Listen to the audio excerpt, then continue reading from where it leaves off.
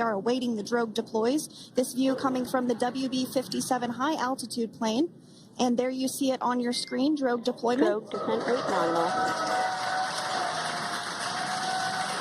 You can hear the crowd here. Visual on 2 healthy drogues.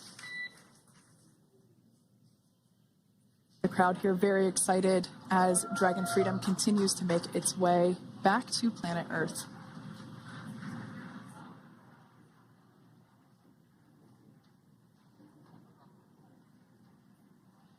Next up, we'll stand by for the main deployment of the parachutes.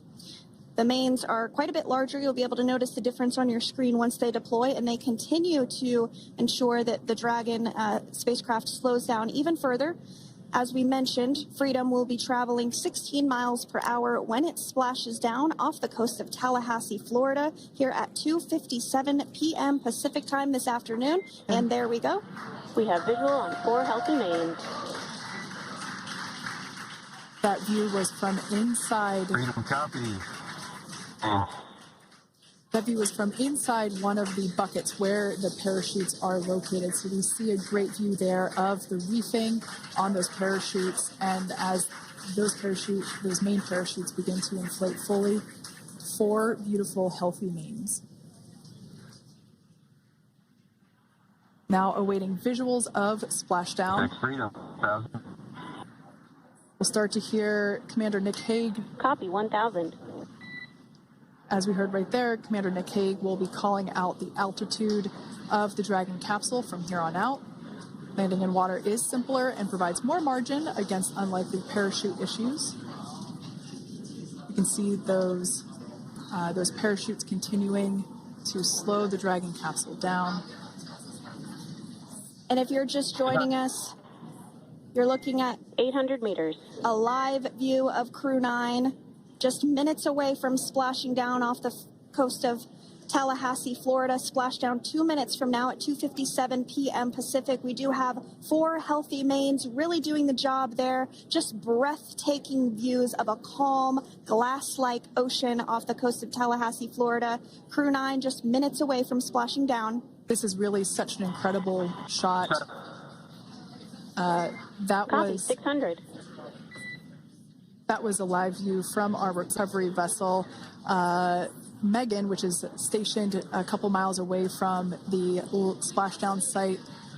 We can see the crew there using their restraints as resting places for their arms. They were just in space moments ago, so their arms were able to float freely. 400 meters. This is a gorgeous bluebird day here that we have for the splashdown of Crew 9. It's incredible to think that the Dragon capsule just minutes ago was going over 17,000 miles per hour and now gently coasting to a soft splashdown. 200. Copy 200 meters. Brace for splashdown.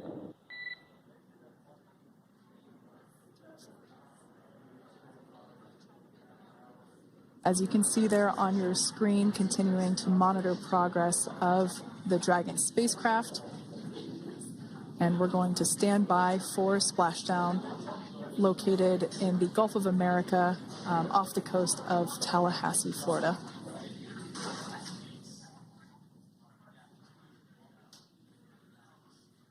And splashdown. Crew 9 back on Earth.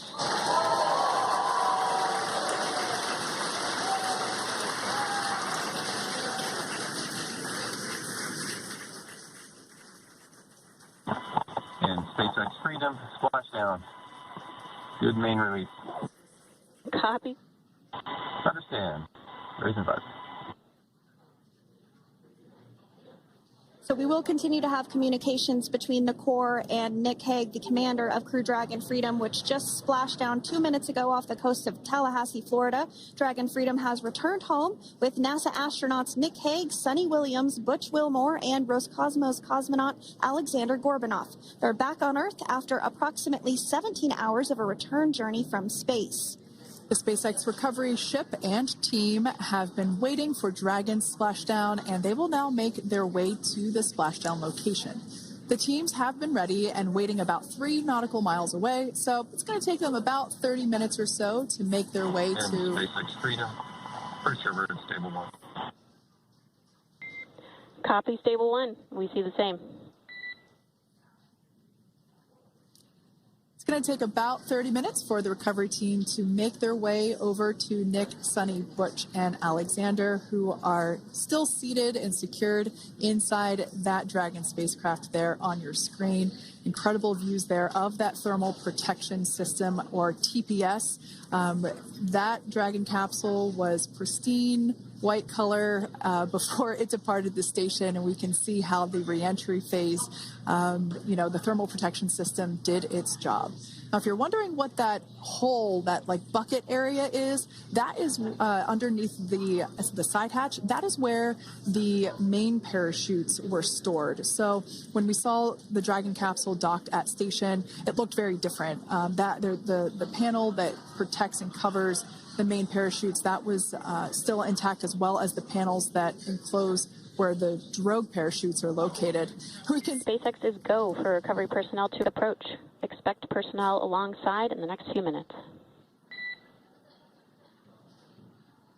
Freedom copies. We can see those fast boats. We weren't kidding when we said they were fast. While it does take about 30 minutes for the main recovery vessel to make its way over to the capsule, these fast boats will be doing a couple of things simultaneously. A couple of them are going to be working to retrieve the parachutes that you see in the background there of this drone shot. Those parachutes will be retrieved from the ocean surface. We want to make sure we are able to pull those out. The recovery vessel there closest to the spacecraft is going to be performing some safety checks. We can see there they're using an instrument that is basically working to detect if there are any hypergolic vapors or fumes that are still residing in and or around the Draco thruster nozzles or outlets. The hypergolic fuel, which is necessary for on-orbit burns to maneuver the spacecraft. Unfortunately, those hypergolics are unable to be breathed. They are toxic, and so this team here is doing those initial safety checks to make sure that it is safe for the rest of the recovery team to approach the spacecraft. They're also checking to make sure that any residuals from the pyros are safe and are not going to cause any issues. We can see the team working their way around the spacecraft to do these these sniff tests on all of those Draco thrusters. And as we continue to await the recovery of our Dragon spacecraft with NASA astronauts Nick Hague, Sunny Williams, Butch Wilmore, and Roscosmos cosmonaut Alexander Gorbunov inside, Dragon has autonomously completed several steps to safe itself following splashdown. We are continuing to see Dragon in what is known as stable 1 configuration. That's kind of the ideal configuration following splashdown. It's upright, and the Dragon capsule is in the right configuration for it to be hoisted into the recovery vessel Megan, which you do see a little ways off in your screen approaching. Dragon will continue to remain live on air with you through that recovery process, all the way through the point where the crew is extracted from the Dragon spacecraft. Now, if you are just joining us, the mission has gone smoothly so far. Dragon successfully splashed down off the coast of Tallahassee, Florida at 2:57 p.m. Pacific, 5:57 p.m. Eastern Time this afternoon. Approximately 17 hours prior to splashdown, Dragon autonomously undocked from the International Space Station, completed a series of departure burns, jettisoned its trunk section, and performed its final burn, the deorbit burn. This placed the Dragon spacecraft on a trajectory toward Tallahassee, Florida. Dragon successfully re-entered the Earth's atmosphere, followed by deployment of its parachutes to slow the spacecraft down to a gentle splashdown. We're now going to follow the... Freedom, hypergol sweeps and unfired ordnance checks are nominal. Rigging is in progress. Approximately 25 minutes until capsule lift. Stand by for PMC with SpaceX flight surgeon. Freedom copies. And so what we did just hear there was communications that those hypergol checks were complete. They didn't find any of that upon those checks, so we'll continue to move through the timeline. Next up is a process called rigging, which you see happening right now on your screen. This is when a SpaceX recovery personnel actually works to climb aboard the capsule and work through procedures ahead of lifting onto the nest of the recovery vessel Megan. We heard it's going to be about 25 minutes or so until that lift actually takes place.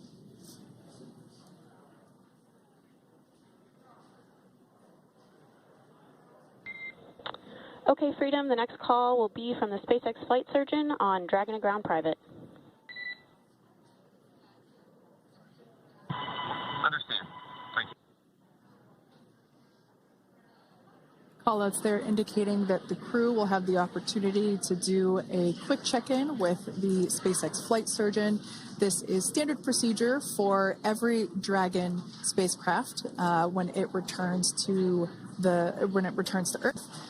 It's just an initial check-in, make sure everybody is doing okay. They will also have another check-in with the flight surgeon once they are on board that recovery vessel that you see there in the background. We can now see that SpaceX recovery team member they're on top of the Dragon spacecraft. They are going to be working to install plugs in the Draco thrusters to ensure that none of those, to ensure that no more